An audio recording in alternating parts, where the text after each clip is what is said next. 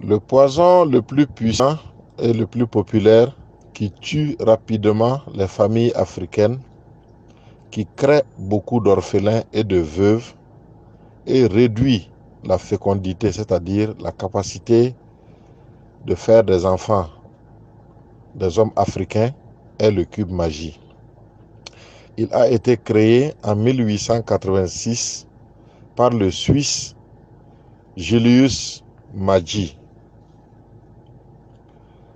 pour les travailleurs pauvres qui ne gagnaient pas assez d'argent à l'époque pour s'acheter la viande ou le poisson. Alors, Julius Maggi a inventé le cube magie mélangé d'épices et de pourriture pour compenser le goût de la viande et du poisson dans l'alimentation des ouvriers.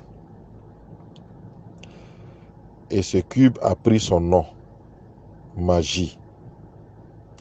En 1894, après la conférence de Berlin, c'est-à-dire le partage de l'Afrique, la course à la colonisation, les colonisateurs ont décidé de l'exportation massive de ce poison dans les colonies pour mystifier les Noirs avec le goût synthétique du poisson et de la viande. Profitant ainsi de la pauvreté des Noirs pour vulgariser ce poison qui affaiblit l'énergie sexuelle des hommes et leur capacité à se reproduire et se multiplier. Car pour eux, si les Africains sont moins nombreux, ils seront facilement maîtrisables.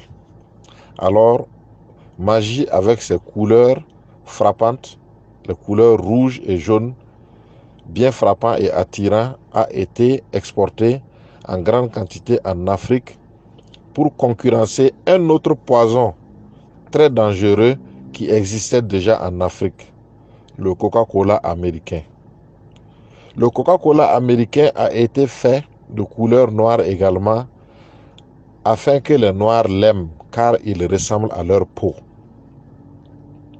Et à partir de 1910, cette campagne d'empoisonnement des Noirs a commencé à réussir, car les produits magie se conservent bien et ça supporte la chaleur, malgré la chaleur en Afrique. Et depuis lors, chaque jour, environ 100 millions de cubes magie se vendent par jour en Afrique.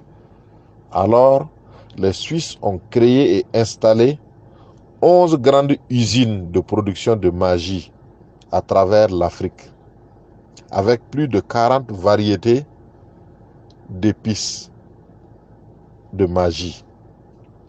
Les Africains ont alors totalement laissé tomber le piment naturel de leurs grands-parents pour adopter ce poison qui est magie.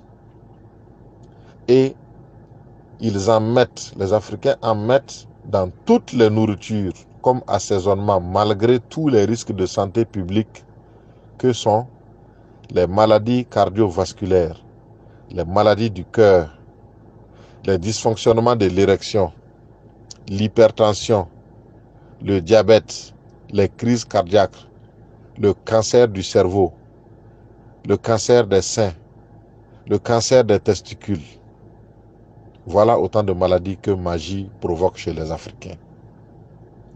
Magie cube est la première cause de la courte vie, des paralysies et des morts prématurées en Afrique.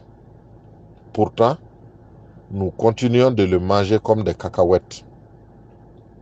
C'est parce que, comme la cigarette et l'alcool, Magie Cube développe sur nos langues et dans nos cerveaux une addiction, une dépendance. Si bien qu'on a l'impression que sans magie, telle ou telle femme ne sait pas bien faire la cuisine.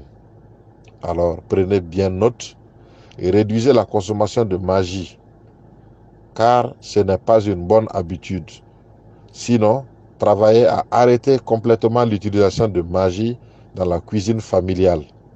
Utilisez le piment et les épices naturelles.